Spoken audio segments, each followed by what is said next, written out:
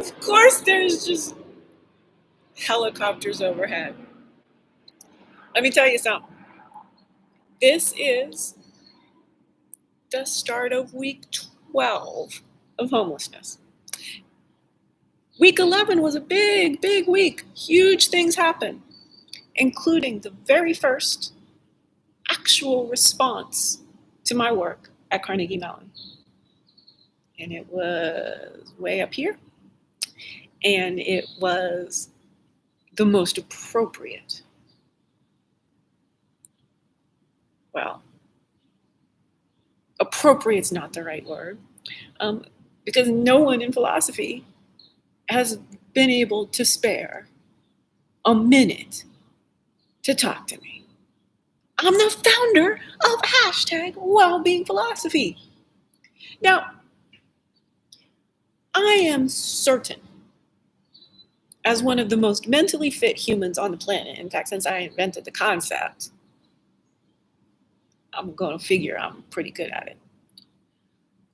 But I am a paragon of mental fitness, insofar as I know it's not about me. It's about the overwhelming stress that work, even being a college professor, puts on our species. We have built a civilization and created a culture that is stress incarnate. And it's only humans like me that are utterly free that can find the bandwidth to become exactly who we are. Now, I turned on this live stream and worked at it so very, very, very hard. 4 times it took to get the live to pop up. Because a random stranger, guy walking by, I said, "Have a nice day." And he said, "You have a fantastic voice."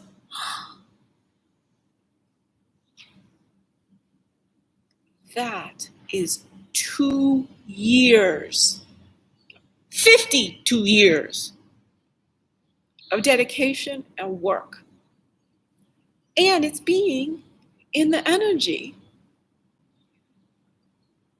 of knowing that I will use everything that's happened to me to make the world a better place.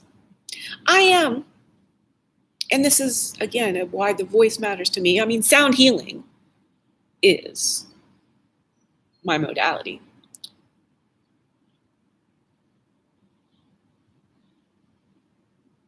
The voice represents the flow of the vagus nerve.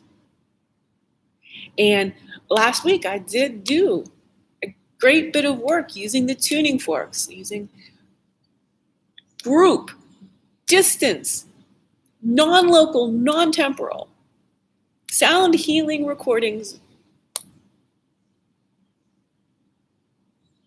4 years ago, recorded 4 years ago. And the result is, in just a simple, random, small talk with a passerby, as the world's leading introvert, that I might be getting good at small talk.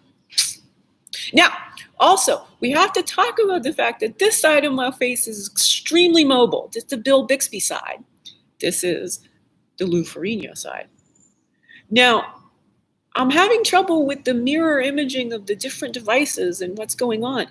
This is my right hand touching my right side of my face. This is the left side of my face. When I keep looking at it, it keeps seeming to me like it's opposite, right?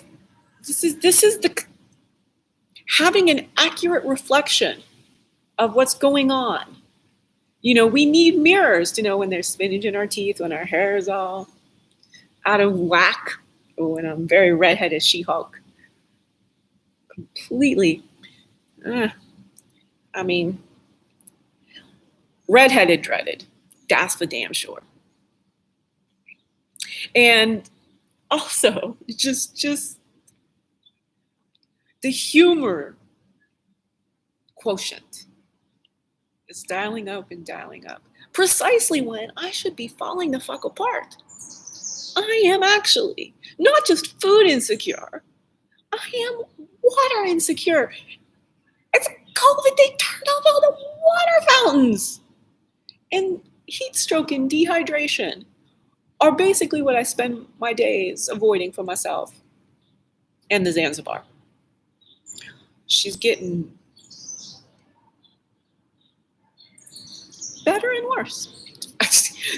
In equal measure, because we are twins. I do have a canine twin. In the very real sense that it seems that no one really understands that I am neurocomplex, that I am indeed still dealing with mold effects in my brain and nervous system. Primarily at this point, the nervous system is on hyper alert. I mean, I am in a period when I am days from dying. Heat stroke, dehydration. A painful, preventable death if some people would just care enough to keep talking to me, to keep me not telling me to get a job, but helping me go through and become the redheaded She-Hulk. Now, amidst all this turmoil, I've created 3 pages on my website. Please go. The top one that's available on the top menu is called Arts Management. What it is an overview of my education empire. It links you to the top 9 outcomes of #wellbeing philosophy. Civilizationally. I don't even talk about human health. Because what it is, my career, it's an iceberg. The tip of the iceberg is #RedheadedSheHulk. It's an education empire because you got to get the money flowing in. The bulk of the iceberg is #wellbeing philosophy. And that's the deep work on sharing a unifying theory of human energy, potential, and well-being based on the philosophical hypothesis from this brain of bioelectricity, which unites African, Eastern, and Western approaches to do-it-yourself well-being strategies. Mental fitness, shortcut to all that.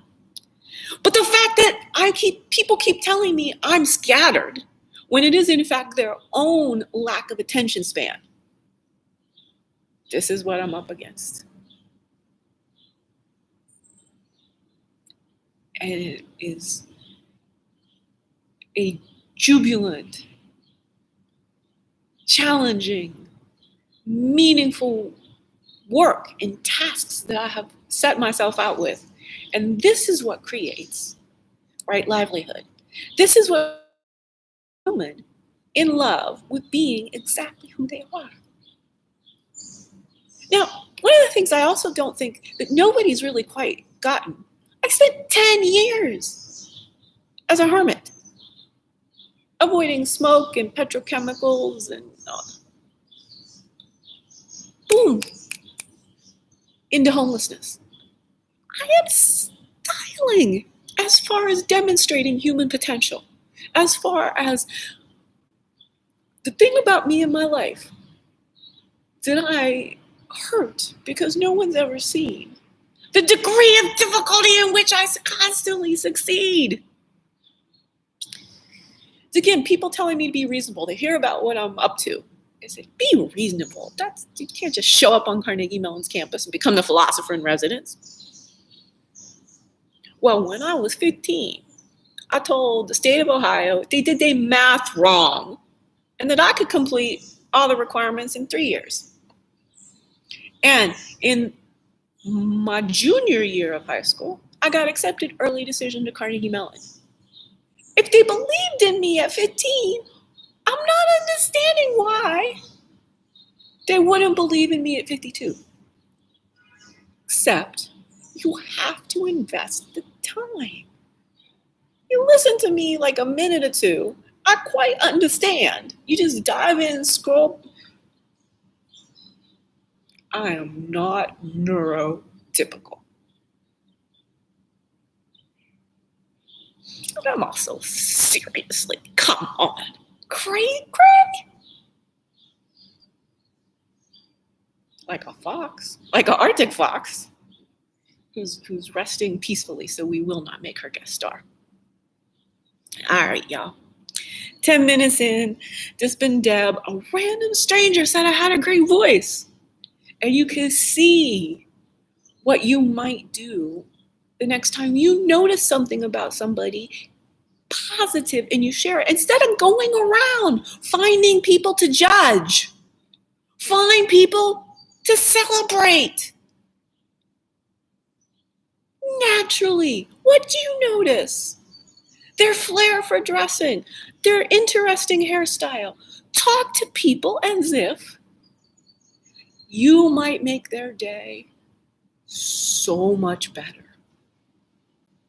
That's a skill you should be practicing. That is a skill that will increase your attention span. That is, in fact, a life-centric thinking strategy. Because if you get in the habit of noticing cool things about other people, you might gain the habit of noticing what's awesome in yourself. That's hashtag well-being philosophy in a nutshell. Harmony, y'all.